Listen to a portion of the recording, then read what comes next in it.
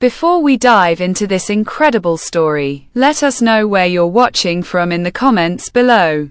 If you enjoy heartwarming and inspiring stories like this one, don't forget to subscribe to the channel because tomorrow, we have another special story just for you. Imagine this. You're standing in front of a grand palace. The air filled with the hum of tourists snapping photos and children giggling as they try to get a reaction from the stoic guards.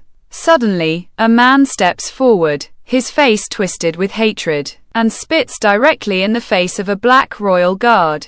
The crowd freezes, the sound of the spit landing louder than anyone expected. What happens next will leave you in awe. This is the story of Marcus Hayes, a former Marine and one of the first black men to serve in the prestigious Royal Guard. His journey is one of courage, dignity, and an unyielding commitment to justice, even in the face of unimaginable hatred. It was a crisp morning, and Marcus stood at his post outside the palace gates, his ceremonial uniform immaculate, his posture unwavering. Tourists milled about, snapping photos and marveling at the grandeur of the palace. But amidst the cheerful atmosphere, a man named James Wilkins watched with disdain. James, a middle-aged man with a reputation for stirring up trouble, had long harbored a grudge against what he called symbols of power that don't deserve respect. His bigotry had led him to confront Marcus before, though his attempts had always been met with Marcus's calm silence. But today, James was particularly agitated. Without warning, James stepped forward and spat directly in Marcus's face. The crowd gasped, the sound of the spit landing like a slap. For a moment, no one moved. Marcus stood still, his dark brown eyes locked onto James's with a calm intensity that seemed unshaken by the blatant disrespect. The tension in the air was unbearable. Someone in the crowd muttered, "Oh no, this is going to get ugly." But what happened next caught everyone off guard. Marcus took a slow, measured breath, wiping his face with a cloth from his pocket. His expression remained unreadable, but beneath the surface, he was battling a storm of emotions: anger, humiliation, and a sense of duty. He took a single step forward, his hand brushing against the hilt of his ceremonial sword.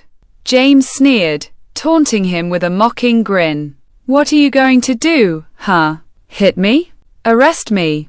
You're just a puppet." But before Marcus could respond, the heavy oak doors of the palace creaked open, and Captain Edward Barnes, a veteran of the Royal Guard, stepped out.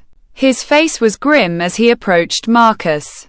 "Guard Hayes," he said firmly, "stand down." Marcus nodded slightly, releasing the hilt of his sword and stepping back into position. Captain Barnes turned his attention to James, his voice loud enough for the crowd to hear. "You've just committed a criminal act. Assaulting a member of the Royal Guard is punishable by law.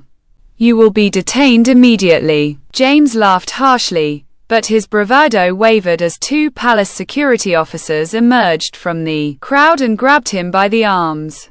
"This is ridiculous," James shouted as he was dragged away. "He's just a guard. A puppet." Captain Barnes's eyes narrowed. "He is a soldier, a protector of this nation, and you will show respect."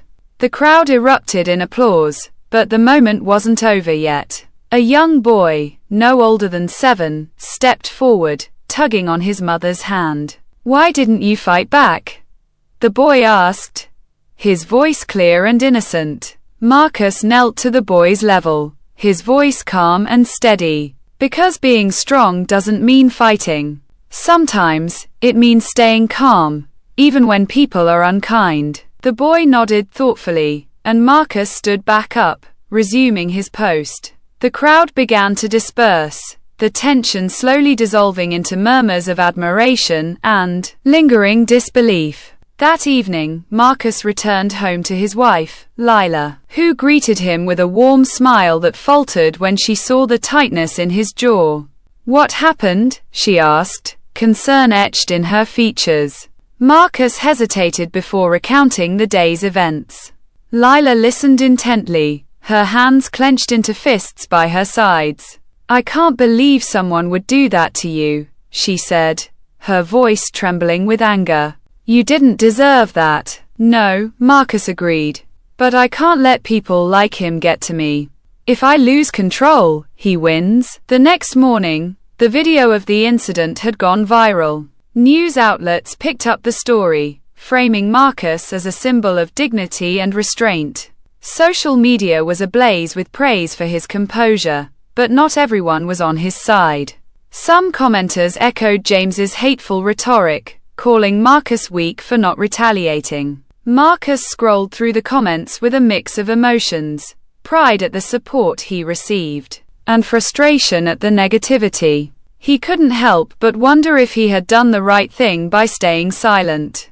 Days later, Marcus received a chilling message on his phone: "Watch your back." The words were simple, but the threat behind them was loud and clear. He showed the message to Lila, whose face tightened with worry. "This is serious, Marcus," she said. "You need to report this." Marcus nodded, his jaw tightening. He brought the message to Captain Barnes, who read it with a grim expression.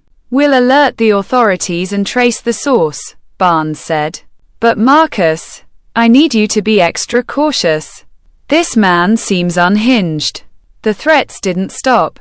A package arrived on Marcus's doorstep, containing a photograph of him in his uniform, his face circled in red ink with the word asterisk, soon, asterisk scrawled beneath it. The authorities launched a full investigation, but Marcus refused to back down. "I'm not running," he told Lila. "If he wants to face me, he'll find I'm not so easily intimidated." The situation reached a boiling point when James and his network of hate planned a coordinated attack on the palace.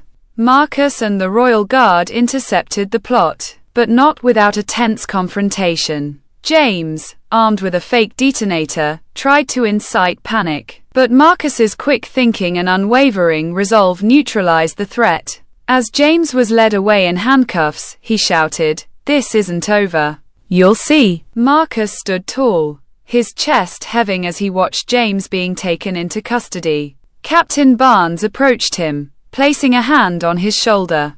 "You handled that well. You saved lives today." Marcus nodded, though the weight of the moment pressed heavily on him. "This isn't just about today, Captain. People like James don't stop. They just find new ways to spread their hate." In the weeks that followed, Marcus became a symbol of resilience and justice. His story inspired countless others to stand up against hate and discrimination. The palace implemented new policies to ensure that every guest, regardless of their background, was treated with respect and dignity. But Marcus knew the fight wasn't over. As he stood at his post one evening, scanning the crowd, he felt a renewed sense of purpose. No matter how long it took, he would keep standing up for what was right.